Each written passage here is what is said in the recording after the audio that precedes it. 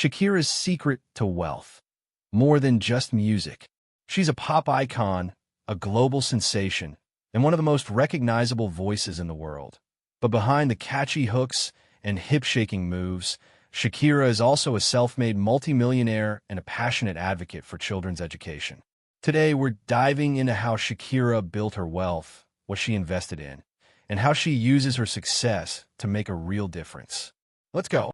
Shakira Isabel Mebarak Rapal was born in Barranquilla, Colombia, in 1977. Her father was a writer and jeweler, and her mother a homemaker, a middle-class family with Lebanese and Colombian roots. She wrote her first poem at age 4 and her first song at age 8. But her journey wasn't easy. Her first 2 albums, Magia and Peligro, weren't commercial successes. Still, she stayed focused. Then came her breakthrough in 1995 with Pies Descalzos, which sold over 5 million copies. By the time she crossed over to the English-language market in the early 2000s, she was already a household name in Latin America. Her 2001 album Laundry Service, with hits like Whenever, Wherever, launched her onto the world stage. But Shakira isn't just a performer. She's an entrepreneur. She understood early on that fame doesn't always equal fortune, so she made smart business moves. Let's break down her income sources. Music royalties. With global hits in both Spanish and English, Shakira earns millions from streaming, radio play, and licensing. World tours. Her El Dorado tour alone grossed over $75 million. Touring is one of the most profitable income streams for artists. Endorsements and brand deals.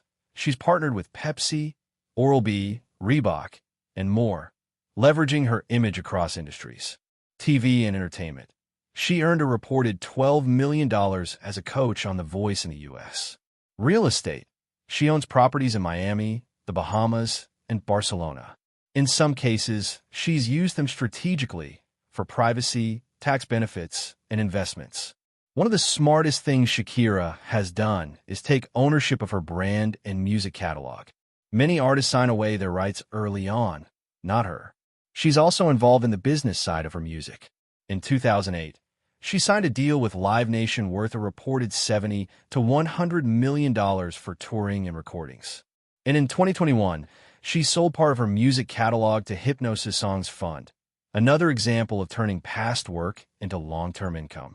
She doesn't just make music, she monetizes it.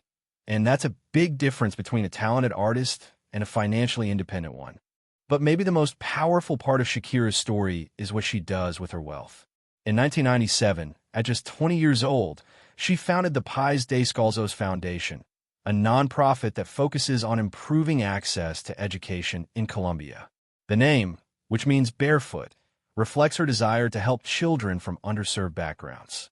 The foundation has built multiple schools in Colombia, serving thousands of students, not just with classrooms, but with nutrition programs, psychological support, and teacher training. She's also a UNICEF Goodwill Ambassador and has spoken at the UN and the World Economic Forum, advocating for early childhood education globally. So, what can we learn from Shakira, someone who succeeded in music, business, and philanthropy? Here are 5 key takeaways. Don't quit after early failure. Her first 2 albums flopped. Most people would have given up. She didn't. Diversify your income. Music, touring, endorsements, real estate. Never rely on a single stream. Own your brand.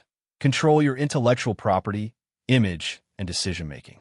Think globally. Shakira moved beyond Latin America and built a worldwide brand without losing her roots.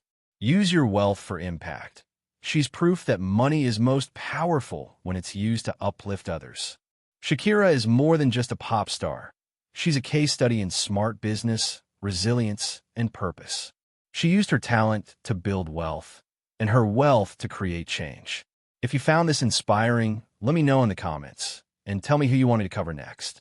Don't forget to like, subscribe, and hit that bell so you don't miss more money stories from the world of fame, finance, and giving back.